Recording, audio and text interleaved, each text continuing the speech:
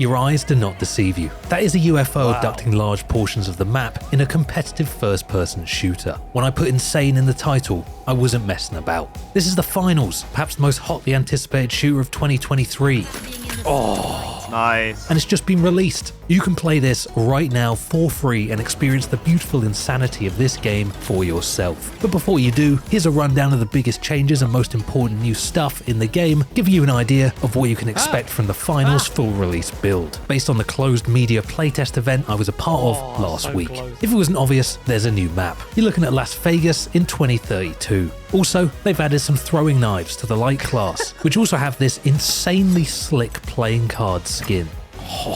Also for the light is a grenade that you can throw at someone to turn them invisible. Are you convinced the game is insane yet? Obviously, there's also an endless supply of new cosmetics like a full Elvis Presley outfit, or perhaps you'd prefer to dress as an alien. Oh yeah, you have pets now. You see this cat? He's got a tinfoil hat on, and knows all too well that jet fuel can't melt steel beams.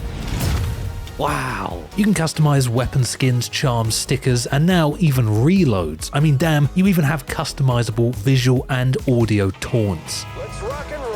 If it wasn't already obvious, the Finals is going to be a live service game, and Season 1 has just begun, with a Las Vegas theme. Hence the aliens and Elvis Presley, the playing cards, you see it's all coming together. And for any of the Finals beta enjoyers, you'll be thrilled to see some quality of life changes in the full release as well. Most notably, clearly color coding all teams, including colored outlines of players you're fighting and colored cash out icons, which make it much clearer who it is you're actually fighting and contesting. That's the broad stroke TLDR list of changes. I'll now be jumping into each of them in detail. Let's start with a new map, Las Vegas 2032. Unlike the other Finals maps, this one is far more focused on interior battles, with a whole host of entirely new buildings for you to fight in. Obviously, fitting the Las Vegas theme, you'll find yourself locked into gunfights across hotel lobbies and double rooms, casinos, live gig stage areas, and even an enclosed, fully LED screen lit high street. Wow. But just because you might find yourself inside a bit more often, don't forget you're still playing the Finals. Even interiors offer huge amounts of verticality, with zip wires often purposely built into buildings to help you traverse across floors,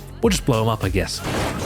Genius. Whatever floats your boat. These buildings are enormous, beautifully designed, and create a clear identity for the map that sets it apart from Seoul, Monaco, and Skyway Stadium. But no Finals map would be complete without alternate map layers, and this new one has some absolute corkers. There's obviously your changing daylight hours, but did you know there's a full sand layer? In this layout, the entire map is engulfed in sand, an apocalyptic look at Las Vegas's potential future where the desert has reclaimed the city. Visibility is worse, map traversal both inside and out is completely different, and the whole thing feels like a brand new map. Not a fan of the sand?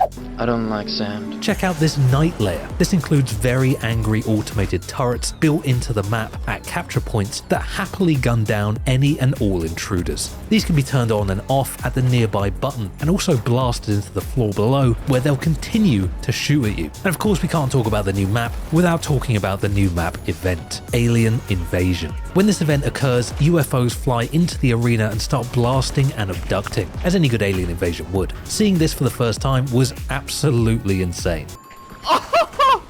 What?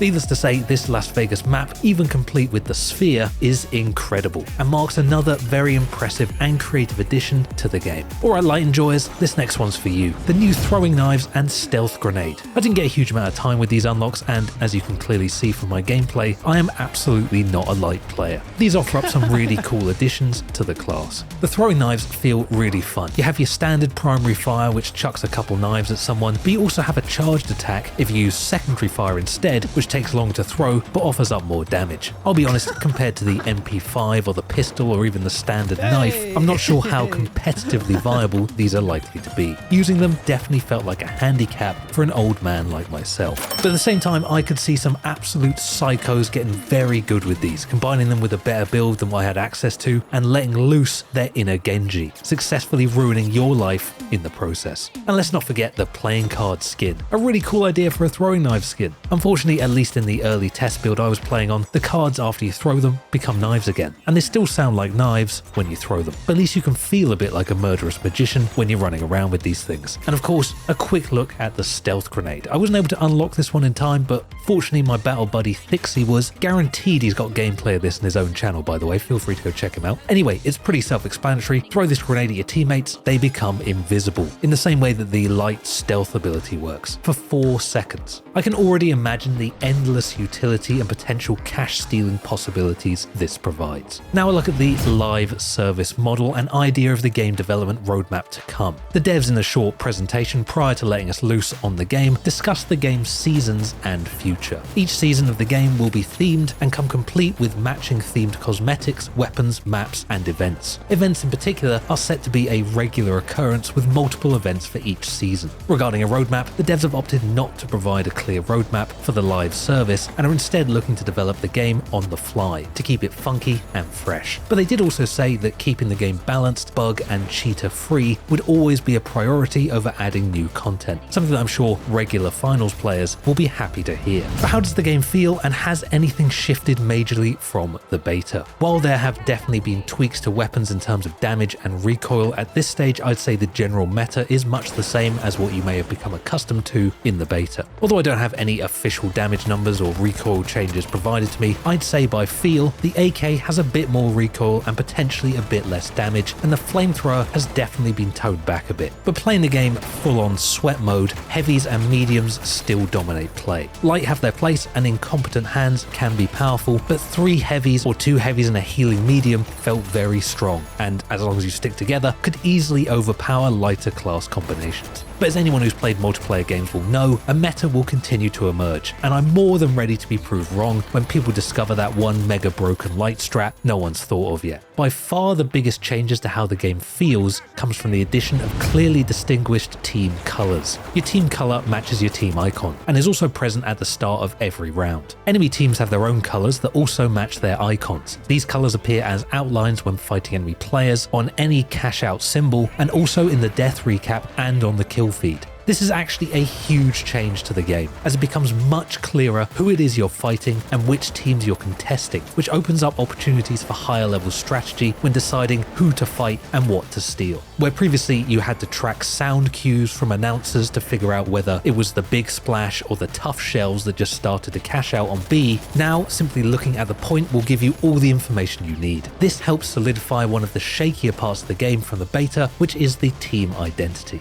Overall, I've continued to be hugely blown away by the quality of the finals, and as many people have suggested, this is a clear contender for Game of the Year and also shows huge potential to be a long-standing live service shooter, likely with a strong competitive scene. Of course, the game's future remains to be seen. There were certainly rumblings from what I assume were a vocal minority during the beta who felt the finals would be little more than a flash in the pan. But I can certainly say in its present, it offers up an insanely fun shooter experience with a lot of replayability, with a bunch of room for creativity and class building. All this offered up in an entirely free game from a new developer that easily rivals the quality of any modern AAA creator. In fact, now that I've actually played with some of the devs, it was reassuring to see their passion for the project, and also a little shocking to see just how good some of them were at their own game. Embark Emily here is casually 11-1 as M60 heavy. Anyway, not that you need my recommendation, but, and it should come as no surprise to anyone who's watched my content, I highly recommend you try the finals as soon as possible. Thanks for watching, drop a like for your favourite heavy flamethrower abuser, and I hope to see you